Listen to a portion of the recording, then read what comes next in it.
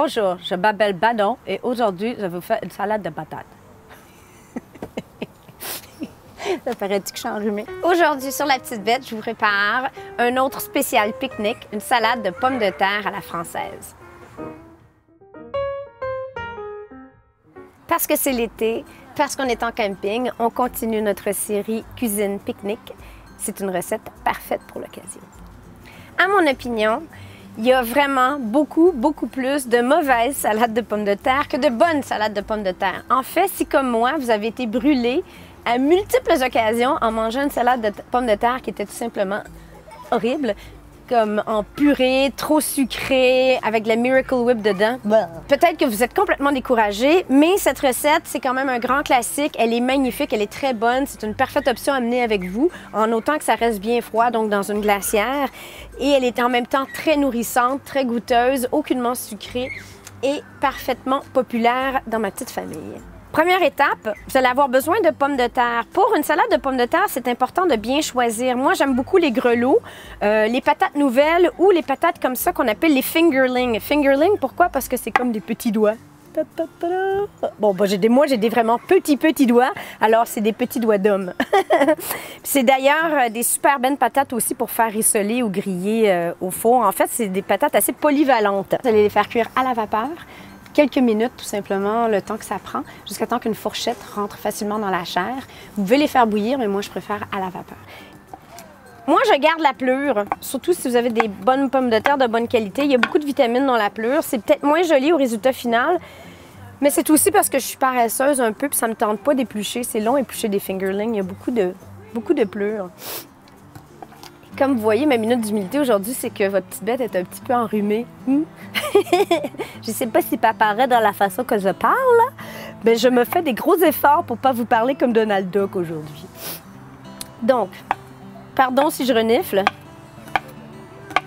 The show must go on, malade ou pas. Donc voilà, moi je la coupe en deux et en beaux segments. Encore là, c'est personnel. Donc, on veut avoir environ cette quantité-là qui serait l'équivalent de peut-être 3 à 4 tasses de dés de pommes de terre. Mais bon, je n'ai pas calculé. À ça, je vais ajouter des œufs cuits durs. Oui, des œufs cuits durs. C'est vraiment une petite touche qui ajoute vraiment au crémeux. Et ça, je vais le couper en petits dés. Voilà.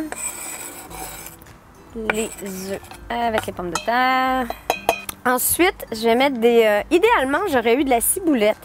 En fait, idéalement, j'aurais eu plein d'affaires. J'ai oublié, mon potager est plein d'herbes, plein de magnifiques laitues en ce moment. Et vous savez, le rôle de maman, des fois, c'est compact. On fait les valises pour toute la famille.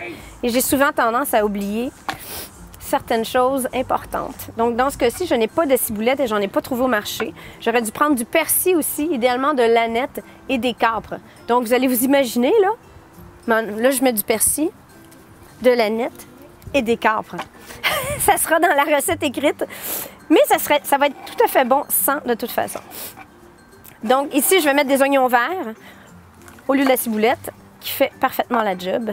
Voilà, je pense qu'on en a assez.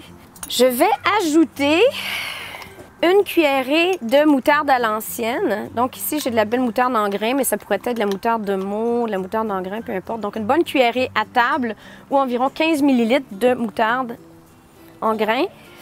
Et environ l'équivalent, peut-être 2 cuillères à thé. Comme vous voyez, j'y vais à l'œil, là. De moutarde de Dijon. Ensuite, on va ajouter de la mayonnaise. Donc évidemment, ça c'est ma mayonnaise maison 28 secondes. C'est pas magnifique. En camping, regardez-moi la mayonnaise. Pour ceux qui ne l'ont pas encore essayé, sachez que c'est la recette numéro 1 sur La Petite Bête. Sous peu, on aura 100 000 views de la mayonnaise miracle. Elle est magnifique. Donc, on va commencer par l'équivalent de peut-être 2 cuillères à table de mayonnaise. Je crois que ça va être suffisant. Un peu de poivre du moulin. Et on est prêt à combiner. Soit dit en passant, du céleri ou du fenouil en petits dés. Céleri ou fenouil en petits dés serait aussi parfait. Mais en toute honnêteté, j'avais pas le goût d'aller à l'épicerie ce matin. Alors là, je vous donne des inspirations. Faites comme bon vous semble. Là, ici, vous avez la recette de base qui me semble pas mal près d'être parfaite, en fait. À l'œil. Une petite touche de sel, mais bon, il y a du sel dans la mayo. Mais je vais quand même en mettre. C'est important avec les pommes de terre. Regardez-moi ça. Elle est pas belle, ma salade de patates? Oups. Ah ben voilà, il y en a une pour goûter. Elle est vraiment bonne. Donc, pour amener en camping, voilà, c'est tout prêt. Vous pourriez la mettre dans un joli plat à transporter. Dans notre cas, ça va être parfait pour le lunch. Donc, je vais juste verser ça ici. On va faire goûter à l'homme de la situation pour voir s'il est d'accord que c'est parfait. Alors, entendez-vous? Qu'est-ce que tu dis? Qu'il dit? Qu'il dit, chérie? Alors, ça passe le test. Voilà, c'est pas plus compliqué que ça. Bon pique-nique, profitez-en. On se revoit la semaine prochaine. Ciao!